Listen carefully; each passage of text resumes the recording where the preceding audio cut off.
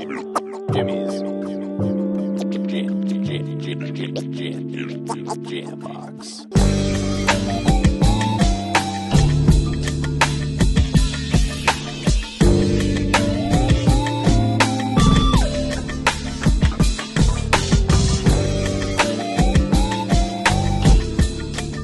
Keep jamming. Hello, everybody. Welcome to another exciting episode of Jimmy's Jam Box. We're here. We're back at it again, and we're going to get on into it. But before we do, as always, please make sure to like, subscribe, push all the buttons, do all the things. You know, I don't know where they are, but you do, and I trust you. And with that being said, let's go ahead and get on into it. Here is today's guest. What's up? I'm Rich Daytona. Hello. Hello. Thank you so much for joining us. Why don't you go ahead and tell us a little bit about, like where you're from, what you do, give us that like Tinder profile of your involvement with music. Okay. I'm a music producer, engineer, songwriter. I am also a singer and artist. I've worked in LA for the last 5 years working for a record label called Cortan Records as an A&R and as a music producer. I'm currently out here in Portland working with my best friend I Love McConan on his clothing brand and on some upcoming music projects. Hell yeah. Hell yeah. And do you play any instruments? I play a lot of guitar, banjo. I can play some keyboard. Oh yeah. I'm more of like on the computer producer type. I gotcha. Vibe. Yeah. Actually, fun fact for at least for fun fact for everybody. The first time you and I ever interacted was actually not a conversation. I was jamming on drums and you started playing guitar, and that was like, I was like, oh hey, I'm gonna be interviewing that guy in a couple weeks. So that was really drunk. By that time in the night, everybody was. That was a long show. Shout out Lord Lawrence for that one. But that was a lengthy one. Yeah, that was a lot of fun. And what got you into music initially? Wow. I had always been playing guitar to like just pass the time. I wasn't very good. Actually, what happened was when I moved to France, I used to play college football, and I went to France to play professionally over there. I joined like an indie band. We were called the Puppy Killers. Oh, okay. Yeah, and we played some pretty big shows. Well, not that big, but like 200 people, and it was my first time like being in a band environment, and I really loved it, and I didn't want to stop, so I just started learning how to produce my own music after that. Oh, hell yeah. Yeah. Hell yeah. Now, this next question is one that we ask. It's definitely, we ask it early, we ask it often, and it's definitely a crowd favorite. What was the first album you ever bought with your own money? DMX is Dark and Hell is Hot. All right. That is probably 1997 or 8, maybe. Hell yeah. Yeah. Hell yeah. Good. And it definitely good album. My dad definitely threw that one away. I think that's the one with the blood all over his body. Sure. Yeah. I grew up with a pretty Christian household, and that didn't fly. No. And then I also had the Eminem Marshall Mathers LP. I bought that about 10 times. Yep. Because it kept getting thrown away. Oh, man. Yeah. Fun fact, every time somebody brings them up, I have to mention this, but that's like one of the most commonly mentioned like first somethings is an Eminem something. Yeah. Like one of his early works is just always like, I'm going to say 70% of the answers. Oh, I definitely was the kid with blonde hair. I dyed my hair blonde. I was like a little fake Slim Shady. Okay. I got kicked out of 7th grade because I didn't go to class. I was a little badass. So, yeah. Hell yeah. Definitely shaped the rest of my life for sure. Hell yeah. And then what was the first like show that you ever went to? That was like one you wanted to go, not like one that, like your parents dragged you to. Oh man, I think I saw Vanilla Ice as a metal in a punk band. Okay. There's a venue by where I grew up in Springfield, Virginia called Empire, and it's like a punk venue, and it turned into a rap venue later with me and my friends were throwing shows. But back when I was in high school, Vanilla Ice came through one time as a metal band, and it was really fun. Well, that's wild. Yeah. Do you remember what it was called? I forgot what his band was called. I was probably like 14 or 15. Somebody put that in the comments. Yeah. If you Google it and look it up, let us know. All right, now let's dive into you as the artist, as the producer, as the person who does the things. And we're going to get the easy one out of the way. Mm-hmm. How did you pick your name? Oh, wow. Rich Daytona? Well, I've had a lot of names in the past.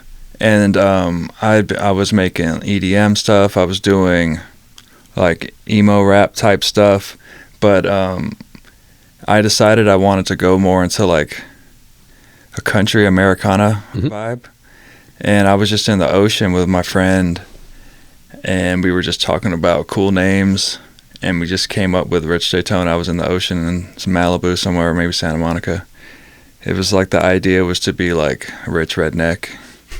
Like and then you picked the most redneck word you could think of. Yeah. Yep. Okay. Yeah. Okay. And Daytona is like also the city, the watch.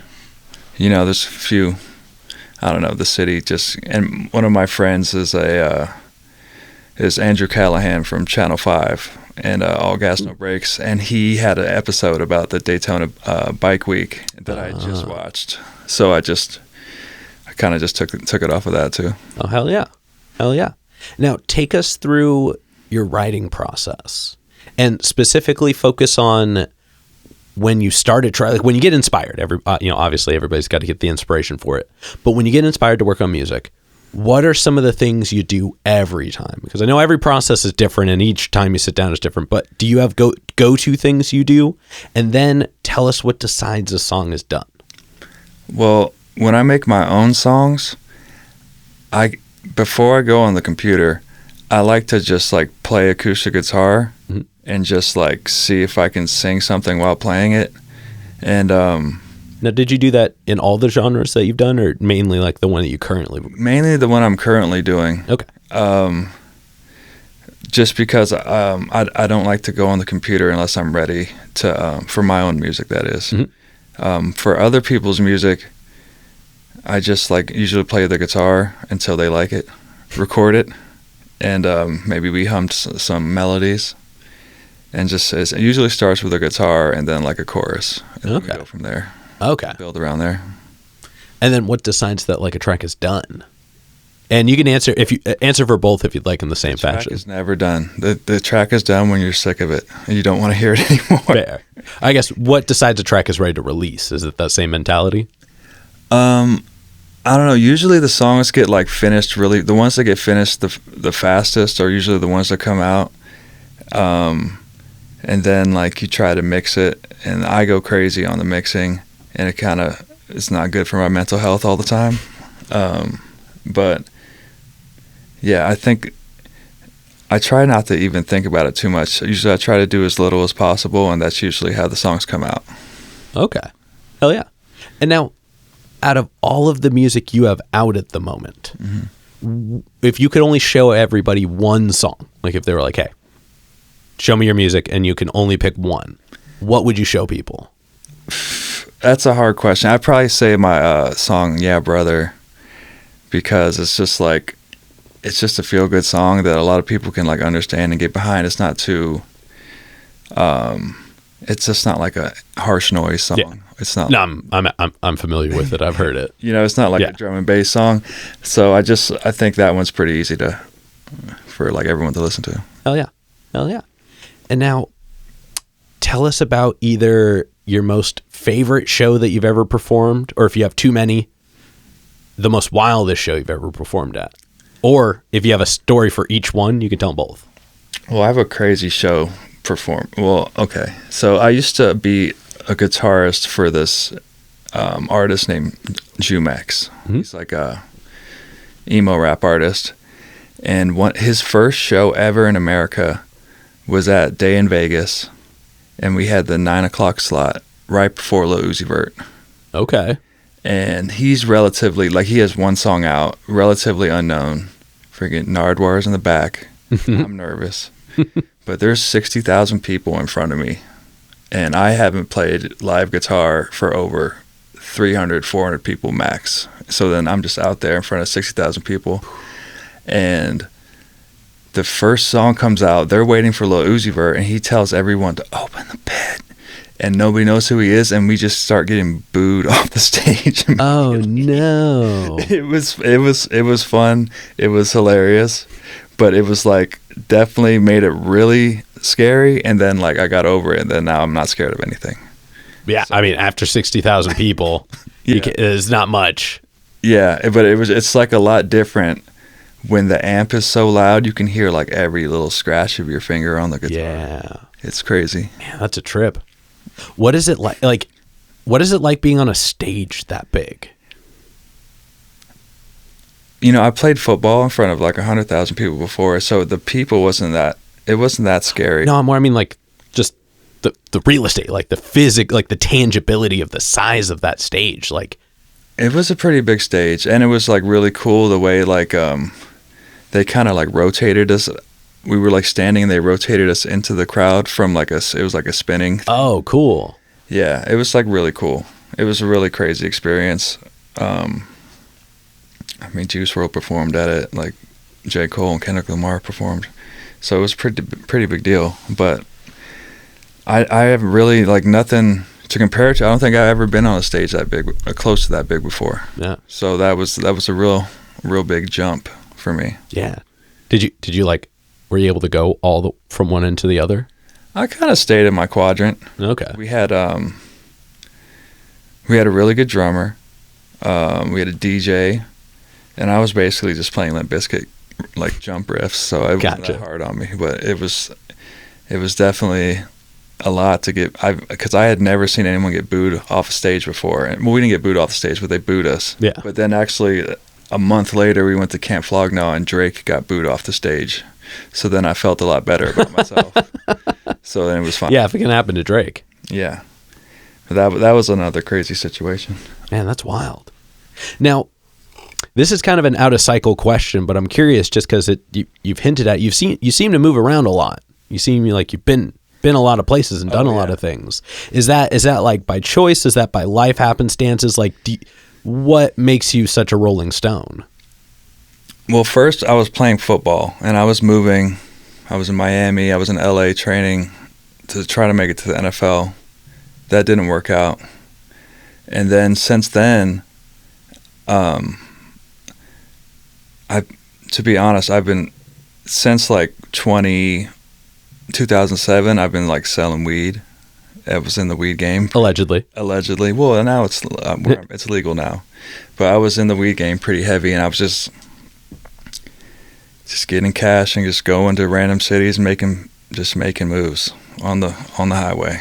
Okay. So, well, I mean, shoot, you even went to Paris at one point. yeah, I was in Paris, Lyon, France, which is like kind of by Switzerland. It's like an hour from the Alps.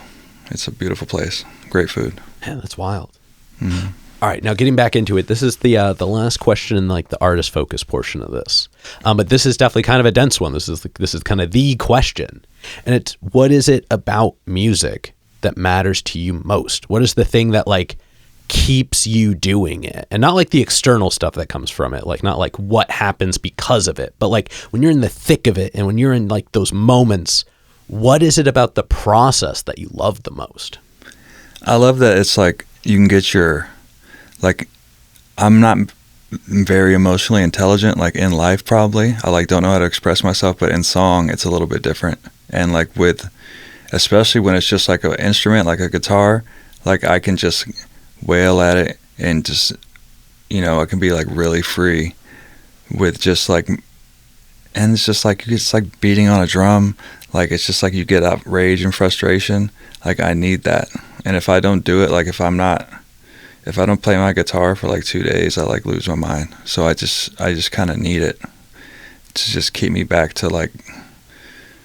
like my safe place. Yeah, it's your reset button. Mm-hmm. Hell yeah.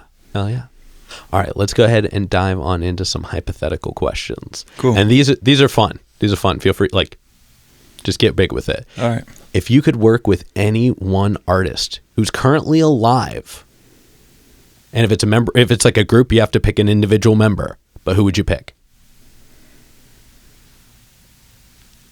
I think I'd pick Miley Cyrus. Okay. Yeah. Okay.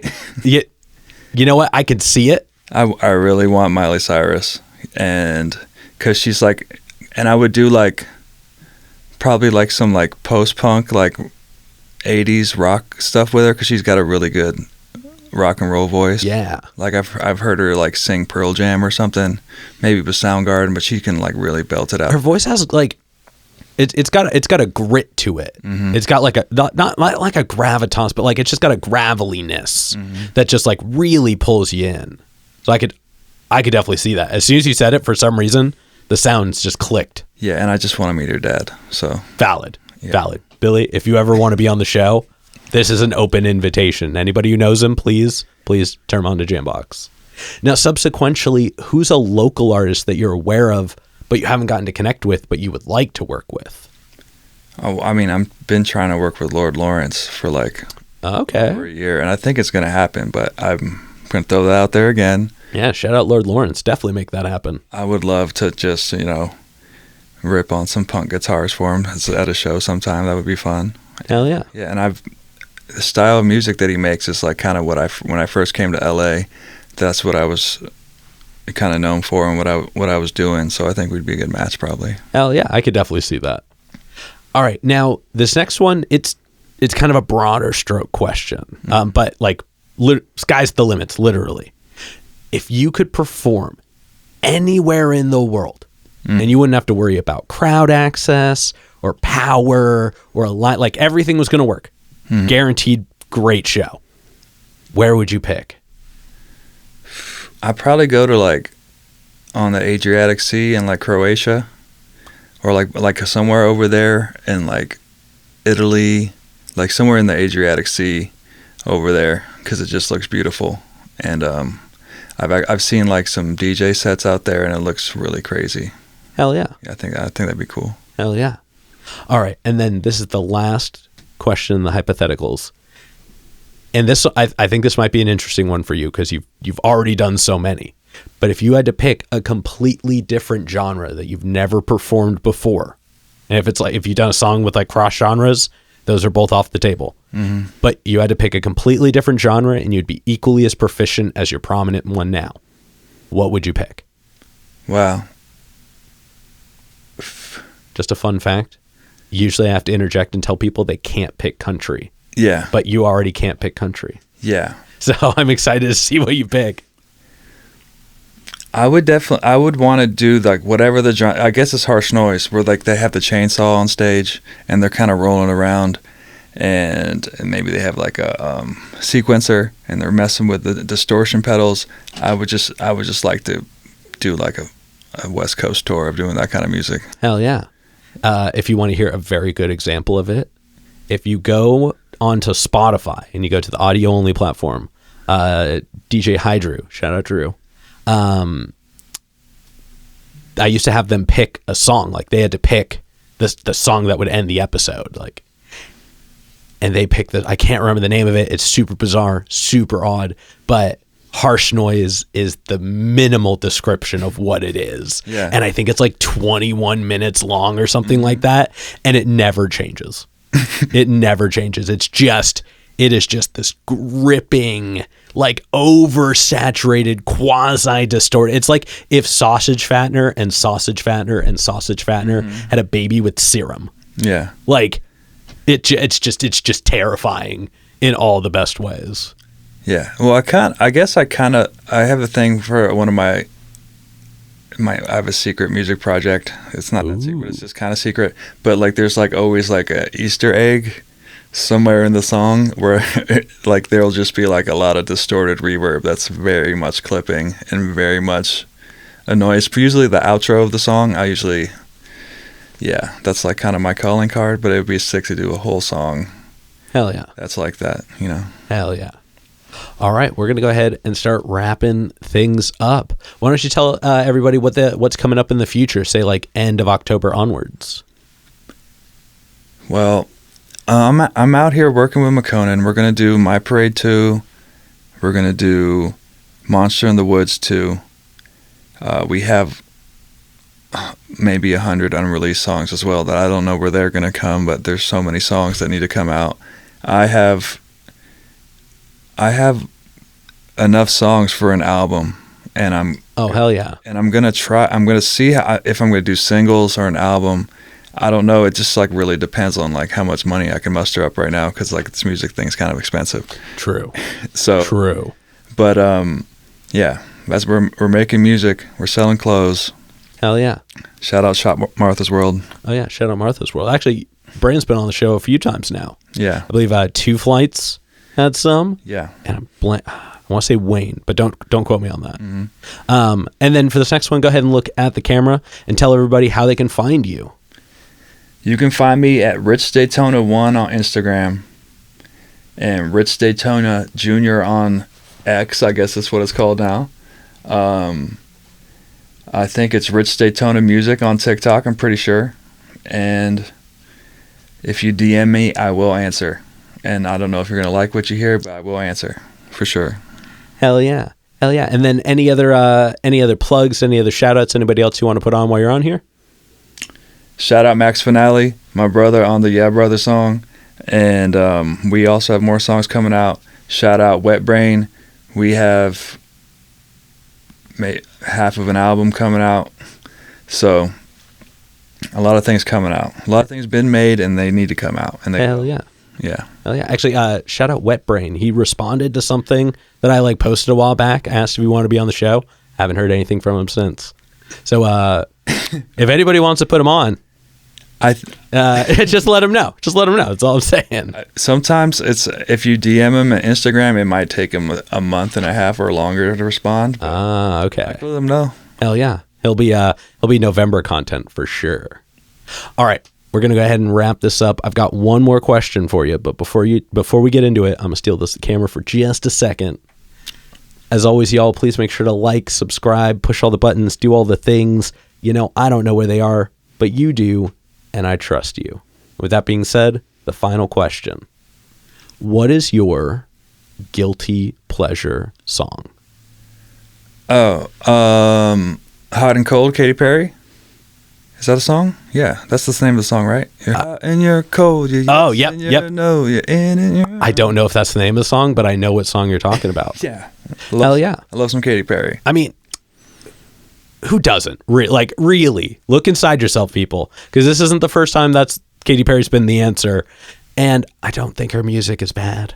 Oh, no. Well, I mean, yeah, that dude, Dr. Luke, that produces all those songs, has like unlimited hits. I think he's like a billionaire. True. Hell yeah. All right, we're going to go ahead and wrap this up. Thank you so much for joining us today. Thank you. Hell yeah. We're going to get up on out of here. This has been another exciting episode of Jimmy's Jambox. I'm Jimmy. And I'm Rich Daytona. And we're signing off. Later, y'all. That's a wrap. This is not a podcast. This is a show.